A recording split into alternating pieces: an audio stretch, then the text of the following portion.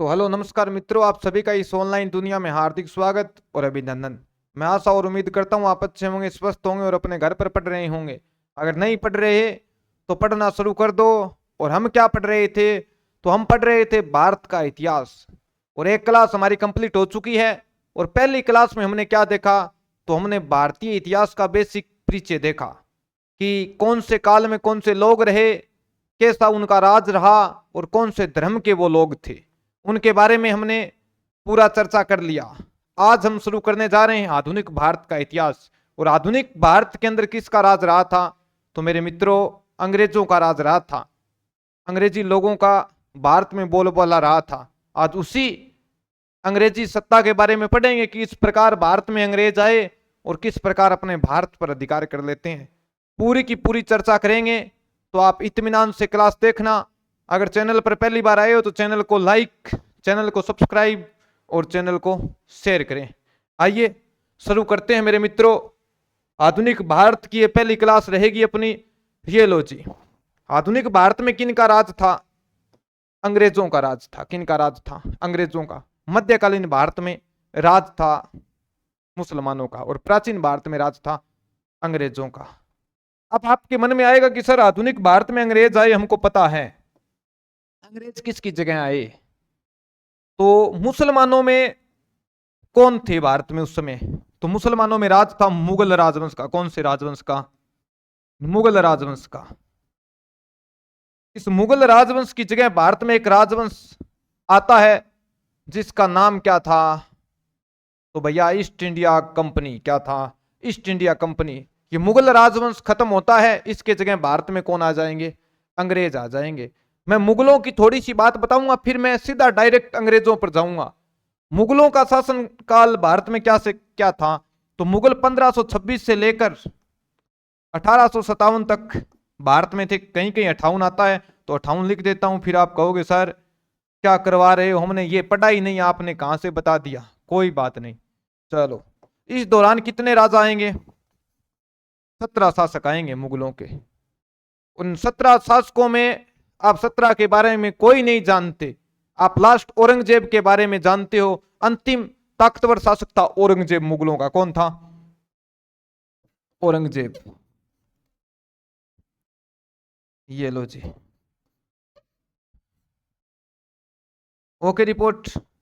ये औरंगजेब जैसे ही मरेगा 1707 में, और इसके बाद मुगल साम्राज्य का पतन शुरू हो जाएगा, मुगलों का डिक्लाइन शुरू हो जाएगा। क्योंकि अंतिम ताकतवर शासक कौन था? तो ये औरंगजेब था। इसके बाद भारत में अंग्रेज धीरे धीरे अपने पांव जमाएंगे। अब मैं सीधा डायरेक्ट चलता हूं कि अंग्रेज कहां से आए, क्यों आए, क्या कारण रहे। तो सुनो, ये तो आप सबको पता है कि अंग्रेज भारत में व्यापार करने के लिए आए थे। कहां से? यूरोप से। दुनिया के अंदर 5 महासागर और 7 महाद्वीप, और एक महाद्वीप का नाम क्या है? यूरोप। इस यूरोप के अंदर लगभग वर्तमान में 45 से 50 देश माने जाते हैं। और उनमें से कई देश भारत के साथ क्या करते थे? व्यापार करते थे। क्या करते थे? व्यापार का कार्य करते थे। समय के साथ उनका व्यापार खत्म हुआ, फिर पुनः शुरू हुआ। इसकी बात हम करेंगे। कौन से महाद्वीप से? यूरोप से। और इस यूरोप में प्राचीन समय में एक साम्राज्य चलता था, उसका नाम था रोमन साम्राज्य। क्या था? रोमन साम्राज्य। ये रोमन साम्राज्य कौन से क्षेत्र में फैला था? तो भैया क्षेत्र का चर्चा करूं तो मैं 3 महाद्वीपों में फैला था। कितने में? 3 में फैला था। ये लो जी, ये 3 है। इस क्षेत्र में इस प्रकार ये फैला था। नाम क्या है? रोमन साम्राज्य। और इधर अपना क्या पड़ता है? भारत पड़ता है। और इस रोमन साम्राज्य की ताकत पूरी दुनिया जानती थी।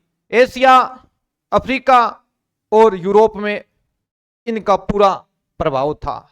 तीनों महाद्वीपों में यह फैला था। समय के साथ ये 2 भागों में डिवाइड हो गया। क्या? रोमन साम्राज्य। ये लो जी, मैं 2 भागों में डिवाइड कर देता हूं। एक का नाम रहेगा पूर्वी और एक का नाम रहेगा पश्चिमी रोम। 2 भागों में डिवाइड हो गया। भारत के साथ अभी भी इनका व्यापार हो रहा है, सुनते रहना। किस प्रकार भारत आए वो चर्चा कर रहा हूं। तो कितने भागों में डिवाइड हो गया? 2 भागों में। कौन सा? रोम साम्राज्य। एक तो पूर्वी रोम और एक पश्चिमी रोम। पश्चिम रोम की राजधानी रहेगी क्या? तो रोम। और अपने पूर्वी रोम की राजधानी बन जाएगी कुस्तुनतुनिया। क्या बन जाएगी? कुस्तुनतुनिया शहर इस रोम की क्या बनेगी? राजधानी बनेगी। समय का फेर देखिए, जो रोमन साम्राज्य अपनी एक अलग पहचान रखता था वो दो भागों में टूट गया। टूटने के बाद पूर्वी रोम की राजधानी रहेगी रोम और इधर राजधानी बन जाएगी कुस्तुनतुनिया। बड़े लोग जब टूटते हैं, परिवार बिखरते हैं, तब लोग फायदा उठाते हैं। सेम का सेम रोमन साम्राज्य का साथ ये हुआ। इधर ये छोटे छोटे भागों में टूट गया। क्या ये क्षेत्र पूरा का पूरा कई छोटे छोटे भागों में डिवाइड हो गया मेरे मित्रों? समय का फेर देखो। और इधर ये थोड़ा बड़ा क्षेत्र था पूर्वी रोम, और इस पूर्वी रोम पर नजर पड़ी अरबों की। किसकी? अरब लोग, तुर्कों की नजर पड़ी। और तुर्कों ने किस पर हमला कर दिया? पूर्वी रोम पर हमला कर दिया। किस पर? पूर्वी रोम पर हमला करके वो कहां अधिकार कर लेते हैं? तो बताना मेरे मित्रों, कुस्तुनतुनिया पर। किस पर? कुस्तुनतुनिया पर। कब हमला किया? तो बताना 1453 में। कब किया? 1453 में पूर्वी रोम की राजधानी पर क्या कर लिया? अधिकार कर लिया। अब जो यूरोप अपने भारत के साथ या पूर्वी एशिया के साथ व्यापार करता था, उस व्यापार पर कौन रोक लगा देंगे? ये तुर्क लोग लगा देंगे। क्यों? क्योंकि यहां अधिकार कर लेंगे ये इस क्षेत्र पर। अब इस क्षेत्र पर अधिकार कर लिया इन लोगों ने। अब भारत के साथ इस यूरोप का जो व्यापार होता था, ये यूरोप है इधर और ये भारत है। अब इस पूरे स्थल मार्ग पर किसका अधिकार हो गया? तुर्कों का अधिकार हो गया। और तुर्कों ने कहा अब की बार अगर यहां से गुजरे तो पैर काट लिए जाएंगे आपके, उल्टा लटका के नीचे बास्ते लगा दी जाएगी। सोच लेना, ये क्षेत्र अब हमारा है। इस क्षेत्र से कोई परिंदा भी पर नहीं मार सकता। हमको पूछेगा कोई परिंदा जाएगा कि मैं यहां से लौट जाऊं क्या, यहां से उड़ जाऊं क्या? हम कहेंगे तो लौटेगा, वरना हम यहीं खत्म कर देंगे। इस क्षेत्र पर तुर्कों का अधिकार हो गया। कब? तो मैंने ये बता दिया आपको कब अधिकार हुआ है। तो याद रखना 1453 में पूर्वी रोम की राजधानी कुस्तुनतुनिया पर अधिकार हो गया। अब इधर जो यूरोप के अन्य देश हैं, यूरोप के अंदर लोग हैं, वो चाह रहे हैं कि यार भारत के साथ व्यापार नहीं करेंगे तो गरम मसाला लाएंगे कहां से? यूरोप एक ठंडा प्रदेश, वहां गरम मसालों की आवश्यकता होती थी। अब यहां से ये जाने नहीं दे रहे और नया रास्ता कोई है नहीं, क्योंकि अब नया रास्ता एक ही बचता है कि समुद्र से क्या की जाए? भारत के साथ व्यापारिक यात्रा की जाए। और यात्रा करे कौन? क्योंकि समुद्री रास्ते का लोगों को पता ही नहीं। समय बीतता रहा, इस स्थल रूट पर रोक लग गई तुर्कों के कारण। समय के साथ इस यूरोप के अंदर दो राज्य बनेंगे। यूरोप के अंदर दो राज्य बनेंगे। कौन से क्षेत्रों में? एक तो पुर्तगाल में और एक स्पेन में। पुर्तगाल का राजा है हेनरी और स्पेन की महारानी है इसाबेला।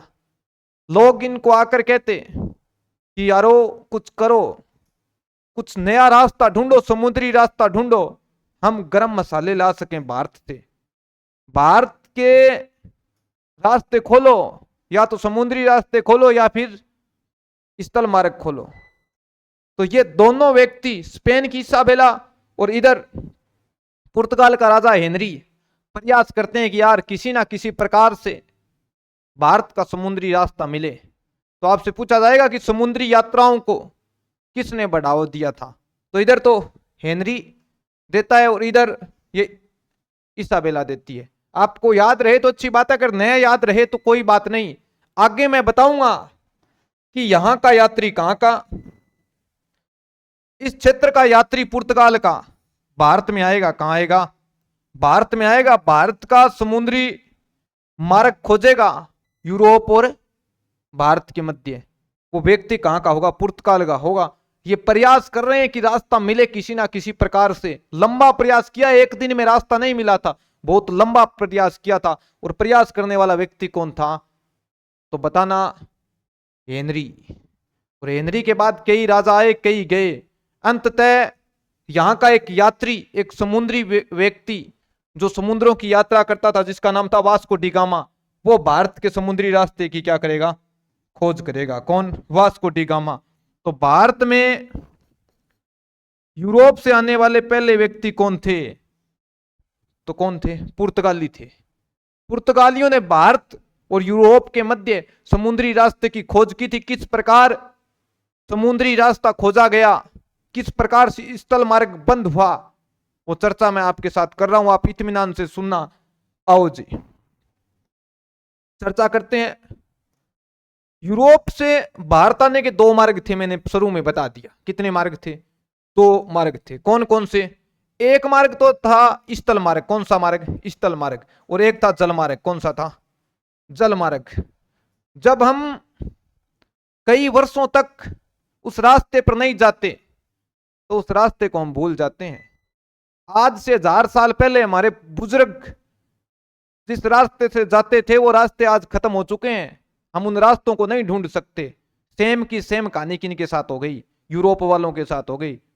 इनके भारत के साथ दो रास्तों से जुड़ने के सपने थे और वो जुड़ते भी थे, किंतु समय के साथ परिस्थिति चेंज हुई। स्थल मार्ग भारत में किस प्रकार आता था? तो बाल्कन प्रदेशों से होते हुए तुर्की, फारस, ईरान, अफगानिस्तान, पाकिस्तान तक होते हुए कहां जाते थे?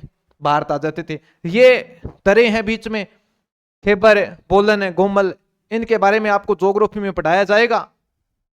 तो ये रास्ता था कौन सा? स्थल मार्ग का। इस प्रकार भारत में आया जाता था। कहां से? यूरोप से।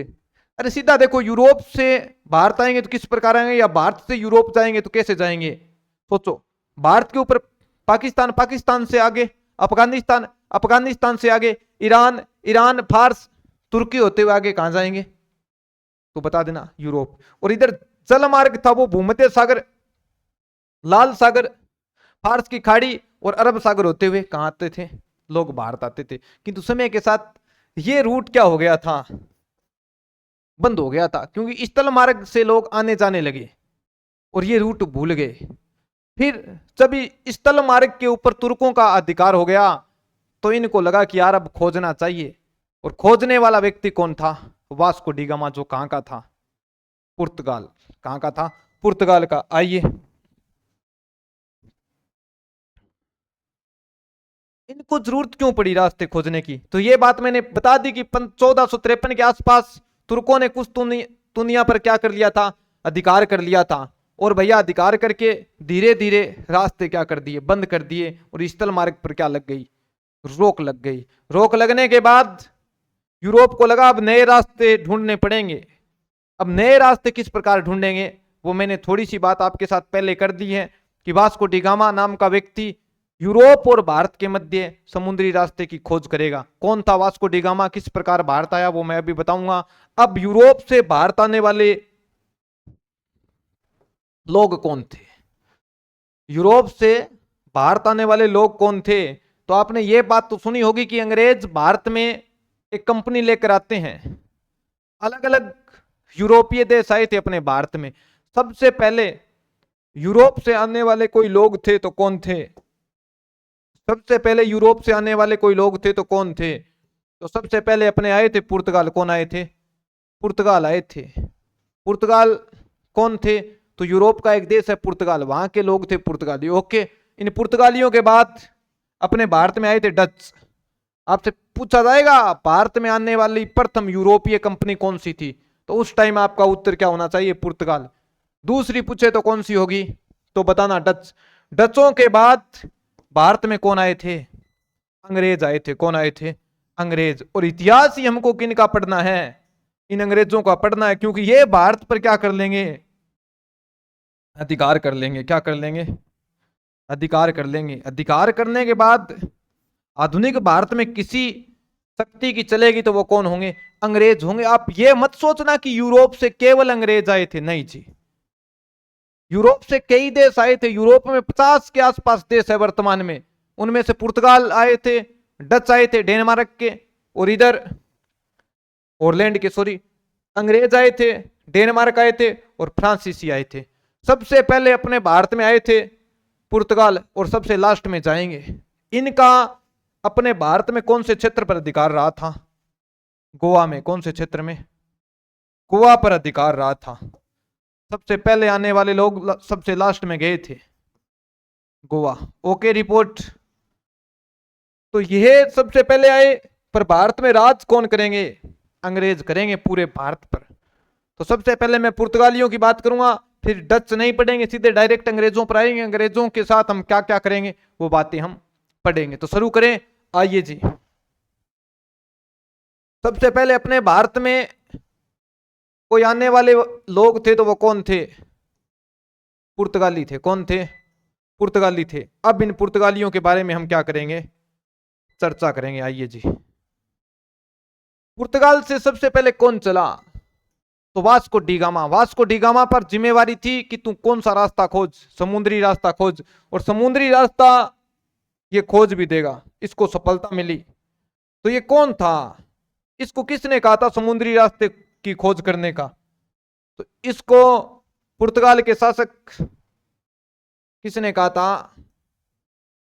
तो इमैनुअल ने। किसने? इमैनुअल ने कहा था। तो याद रखना ये किसका राजदूत था या किसका भेजा हुआ था? तो कौन था शासक? तो अच्छे से याद रखना। ओके। ये भारत में समुद्री रास्ते से पहली बार कब पहुंचा? ये भारत में समुद्री रास्ते से पहली बार कब पहुंचा? तो 17 मई 1498 के दिन भारत में समुद्री रास्ते से आने वाला प्रथम यूरोपीय व्यक्ति या प्रथम पुर्तगाली व्यक्ति कौन था? Vasco D gamma. अब आपके मन में आएगा कि सर ये कहां आया पहली बार? सूरत बंदरगाह पर आया कि चेन्नई बंदरगाह पर आया या कलकत्ता बंदरगाह पर आया या कहीं और आया? नहीं तो सूरत पर आया, नहीं कलकत्ता पर आया। ये मेरे मित्रों केरल के अंदर एक स्थान पड़ता है कालीकट। कौन सा? कालीकट। और ये कालीकट बंदरगाह पर उतरता है। और कालीकट में उस समय हिंदू शासक जमोरिन का राज चल रहा था। और हिंदू शासक जमोरिन को लगा कि यार कोई अंग्रेज आया है यूरोप से चलकर, और उस कालीकट के शासक को लगा उसका स्वागत करना चाहिए। और कालीकट का शासक जमोरिन भाग कर जाता है और उस वास्को डी गामा को गले लगा लेता है और कहता है कि तू मेरा भाई है। क्योंकि कालीकट के शासक जमोरिन ने उससे पहले कभी उतने गोरे आदमी नहीं देखे थे। पहली बार इतना गोरा देखा और भाई को लगा वाह क्या चीज है, और भाई उसके पीछे पागल हो गया। किंतु उसी समय अपने भारत में अरब लोगों द्वारा व्यापार किया जा रहा था, और अरबी व्यापारियों ने कहा कि जमोरिन तेरे दिमाग के फ्यूज उड़ चुके हैं, तू ध्यान कर ये लोग कौन है, कहां से चलकर आए हैं, ये इतनी दूर से आ गए हैं अपने भारत में चलकर, कल को मौका लगा तो ये भारत में राज भी कर सकते हैं। पर भाई ने कहा कि नहीं, इतने गोरे लोग है कहां, राज करेंगे तो भी गोरे लोग करेंगे, काले तो नहीं करेंगे। अरबी लोगों की बातों का इसने ध्यान ही नहीं किया, अरबी व्यापारियों की बात मानी नहीं किसने? जमोरिन ने। और भाई ने जमकर क्या किया? उसका स्वागत किया। और विरोध किसने किया? अरब व्यापारियों ने किया। ये बात आपको याद रखनी है। Okay report. अब भैया जमोरिन ने पूछा कि हाँ वास्को डी गामा क्या लेने आए हो? भाई ने कहा कि यार वर्षों पहले यूरोप और भारत के मध्य व्यापार होता था, उस व्यापार में सबसे ज्यादा गरम मसाले जाते थे, और गरम मसालों में सबसे ज्यादा जाती थी क्या? काली मिर्च। मैं काली मिर्च लेने आया हूं। भाई ने कहा कि पैसे देने पड़ेंगे। अरे कुछ नहीं मिलेगा, तू ये सोच रहा है कि तू गिफ्ट लेकर आया है तो मैं गिफ्ट में तुझे काली मिर्च दूंगा? नो, इसके बदले पैसे देने पड़ेंगे। भाई ने कहा पैसे नहीं है। तो जमोरिन ने कहा कोई बात नहीं, पैसे नहीं है तो तू ऐसे कर, तू जितनी काली मिर्च लेकर जाएगा उतना सोना हमको दे के जाएगा। क्या? जितनी काली मिर्च लेकर जाएगा उतना गोल्ड हमको लेके देगा। कहीं से लेके दे, चाहे तेरे देश से मंगा के दे, चाहे यहां से लेकर दे। भाई ने कहा कि डन। तो भैया भारत गरम मसालों का व्यापार करता था तो बदले में क्या लेता था? सोना लेता था। और यहां से वास्को डी गामा काली मिर्च लेकर जाता है, जब यूरोप में ले जाकर बेचा तो उसको 60% मुनाफा हुआ। कितना? 60% फायदा हुआ। और लोगों को लगा वाह यार, अब व्यापार करें तो हम करें, वो भी भारत के साथ। और जितने भी यूरोप के देश थे वो भारत की ओर बढ़ने लगे। कि इतना फायदा है, 60% फायदा हो रहा है, 1 रुपए की चीज 60 में बिक रही है, तो नुकसान कहां है? भारत के साथ क्या करेंगे? व्यापार करेंगे। किंतु सबसे पहले यूरोप से कोई व्यापार करने आए थे तो वो कौन थे? तो कौन थे? पुर्तगाली थे। कौन थे? पुर्तगाली। और पुर्तगालियों में आने वाला व्यक्ति कौन था? Vasco D gamma. ये भारत और यूरोप के मध्य समुद्री मार्ग की खोज कब करता है? किताबों में लिखा होता है कि भारत की खोज की। भारत की नहीं जी, भारत और यूरोप के मध्य समुद्री मार्ग की खोज की थी 1498 में। कब की थी? 1498 में। Okay report. अब ये वापिस गया है, फायदा हुआ है, और फायदा होने के बाद भाई को लगा कि यार दोबारा जाएंगे भारत। मेरा स्वागत भी किया था लोगों ने और मेरी इज्जत भी की थी और मुझे फायदा भी हुआ, वापिस भारत जाएंगे। तो ये दूसरी बार भारत कब आता है? तो 1502 में। पहली बार आया था 1498 में, दूसरी बार आया 1502 में। अब की बार फिर ये वही काम करता है, व्यापार करता है, यहां से ले जाता है काली मिर्च। अब पैसे हो गए भाई के पास। भाई को लगा अब कुछ दिन पुर्तगाल में बैठ के आराम करेंगे, क्योंकि पुर्तगाल के राजाओं ने इसका बहुत मान सम्मान किया था और व्यापार में भी इसको फायदा हो रहा था, तो इसके पास धन की कोई कमी नहीं रही। और भाई दूसरी बार आया 1502 में, फुल पैसे हो गए। अब भाई को लगा कि ये दुनिया, ये महफिल अपने काम की नहीं। किंतु भैया ये समय और पैसे कभी किसी के नहीं होते, आते जाते रहते हैं। एक दिन ऐसा मौका आया, भाई के पास पैसे हो गए खत्म, तो इसको लगा कि वापिस एक चक्कर भारत का लगाते हैं, काली मिर्च लाते हैं, इधर बेचते हैं, पैसे ही पैसे हो जाएंगे। ये तीसरी बार फिर भारत आता है। अब की बार आया 1524 में। कब आया है? 1524 में। और भारत में आने के बाद भारत का होकर ही रह गया, यानी भारत में इसकी क्या हो गई? मृत्यु हो गई। तो आपसे पूछा जाए वास्को डी गामा भारत में कितनी बार आया था? तो 3 बार आया था। पहली बार 1498, दूसरी बार 1502 और तीसरी बार 1524। और यहीं पर उसकी क्या हो गई? मृत्यु हो गई। अब आप कहोगे सर मृत्यु कहां हुई? जयपुर में हुई या दिल्ली में? नहीं तो जयपुर में हुई, नहीं दिल्ली में हुई। उसकी मृत्यु कहां हुई थी? तो बताना। कोच्चि में। कहां हुई थी? कोच्चि में उसको दफनाया गया था और यहीं उसकी क्या हो गई थी? मृत्यु हो गई थी। क्या हो गई थी? मृत्यु हो गई थी। अब आप कहोगे सर ये लोग व्यापार करते थे, तो भारत में उनकी कोई फैक्ट्री थी क्या? थी। फैक्ट्री का अर्थ क्या होता है मैं आपको बता देता हूं पहले ही, क्योंकि आगे आपके सामने कई बार फैक्ट्री नाम आएगा। फैक्ट्री का अर्थ यह है जी, भारत में अंग्रेजों द्वारा पहले सामान खरीदा जाता, वस्तुओं को खरीदा जाता, फिर वो कहां लाया जाता? तो एक स्थान पर लाया जाता, वहीं पर अंग्रेज रहते, वहीं पर वो सामान इकट्ठा किया जाता और वहां से कहां भेजा जाता? यूरोप में भेजा जाता। फैक्ट्री का अर्थ ये नहीं है मैन्युफैक्चरिंग होती हो, नहीं जी, वहां सामान नहीं बनता था, पूरे भारत का सामान खरीदा जाता, वहां रखा जाता, वहां से जहाजों द्वारा कहां भेजा जाता? यूरोप में भेजा जाता। Okay report. तो आपसे कभी पूछ ले कि पुर्तगालियों ने अपनी पहली फैक्ट्री कहां स्थापित की थी? तो कोच्चि में। कहां की थी? कोच्चि में स्थापित की थी। और यहीं किसको दफनाया था? वास्को डी गामा को। और यहीं पर इन्होंने अपना पहला किला बनवाया था। 3 बात आपको याद रखनी है। कौन कौन सी? तो आइए मैं खाली पेज पर बताता हूं कौन कौन सी याद रखनी है मेरे मित्रों। ये लो जी, मैंने बताया कि एक साम्राज्य चलता था, उसका नाम था रोमन साम्राज्य। कौन सा साम्राज्य? रोमन साम्राज्य। ये लो जी,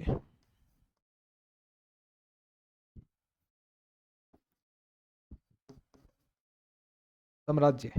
समय के साथ ये रोमन साम्राज्य टूट गया, 3 महाद्वीपों में चलता था, 2 भागों में बंटा, पूर्वी और पश्चिम। पूर्वी रोम की राजधानी बनती है रोम और पश्चिम रोम की राजधानी बनती है कुस्तुनतुनिया। और 1453 में उस पर किसका अधिकार हो गया? तो मेरे मित्रों बताना, 1453 में अधिकार हो गया मुसलमानों का, यानी तुर्कों का अधिकार हो गया। तुर्कों का अधिकार होने के बाद जो यूरोप और भारत के मध्य व्यापार होता था, कौन सा? यूरोप और भारत के मध्य व्यापार होता था, वो व्यापार क्या हो गया? बंद हो गया। क्या हो गया? बंद हो गया। अब बंद होने के बाद यूरोप के अलग अलग देश, उनको चाहिए गरम मसाला, तो अलग अलग देशों ने अलग अलग प्रयास किया कि यार किसी ना किसी प्रकार से समुद्री रास्ता मिल जाए। तो उसमें दो देश मुख्य थे, एक तो स्पेन प्रयास कर रहा था, यहां की रानी कौन थी आप कमेंट करके बताओ, और एक कर रहा था पुर्तगाल। कौन कर रहा था? पुर्तगाल। और अंततः पुर्तगालियों ने भैया सफलता प्राप्त की भारत के समुद्री रास्ते की खोज करने में। तो पुर्तगालियों द्वारा 1498 में किसकी खोज कर ली गई? भारत और यूरोप के मध्य समुद्री रास्ते की। और भारत और यूरोप के मध्य क्या शुरू हो जाता है? व्यापार शुरू हो जाता है। अब व्यापार से कितने प्रतिशत फायदा हुआ? अब आप कहोगे सर ये बात तो हमको याद रहेगी, 60%। कितना? 60%। इस बात का चर्चा कहां फैल गया? तो इस पूरे यूरोप में फैल गया। कहां? यूरोप में। और इस यूरोप के अंदर अलग अलग देश, उन देशों को लगा कि यार अब कहां जाएं, भारत जाएं और भारत के साथ क्या करें? व्यापार करें। तो पूरे चर्चा चल रहा है यूरोप में, भारत का नाम स्वर्णिम अक्षरों में लिखा जा चुका है यूरोप की हिस्ट्री में कि यार दुनिया में कहीं सोना है, कहीं सोने की चिड़िया उड़ती है तो वो भारत में उड़ती है। भारत खुद क्या है? एक सोने की चिड़िया है। हम उसके साथ क्या करेंगे? व्यापार करेंगे। ये खबर यूरोप के लंदन शहर में जाती है। वहां कुछ व्यापारी थे, उन व्यापारियों को लगा यार व्यापार करेंगे हम। किसके साथ? भारत के साथ। और वो अंग्रेज, इंग्लैंड के लोग भारत में आएंगे कंपनी बनाकर, ईस्ट इंडिया कंपनी। बात करेंगे ईस्ट इंडिया कंपनी की हम अगली क्लास में। बेशक हमारी क्लासें छोटी हो किंतु ये आपका बेस मजबूत करेगी। हमको अंग्रेजों को भारत में लाना है, अंग्रेजों के बारे में पढ़ना है, ना कि पुर्तगालियों के बारे में। पर आपको पुर्तगालियों वाली पूरी की पूरी बातें क्या रखनी है? याद रखनी है। मिलेंगे अगली क्लास में। जय हिंद, जय भारत, जय श्री राम।